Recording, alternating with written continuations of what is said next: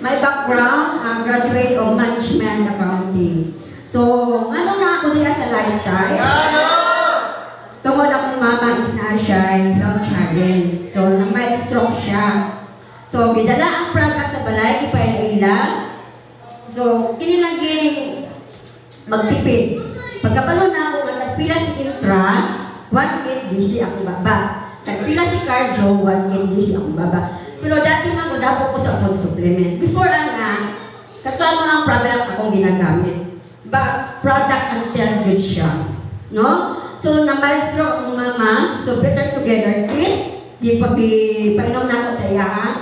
So, siya nag-testimony. Na grabe ang effect sa iyahan.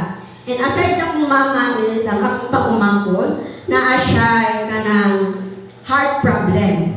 So, na siya heart problem. So, last attack niya is nagsimba lang siya. So, puti na lang, nasalo ang niyahang singal na niyang ulo. So, i-travel siya, dira sa Mawak, wala siya gidawat.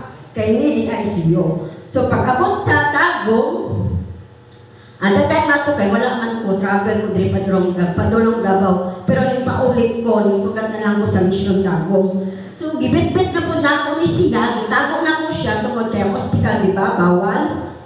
So, wala man siya kanang nasa dirisita, pero wala na po effect. So, gimasid na ko siya sa Cardio Life. And masid na ko siya sa Intra. So, mauto until now that time is high school pa siya. And then karon na naman siya diri kay college naman siya.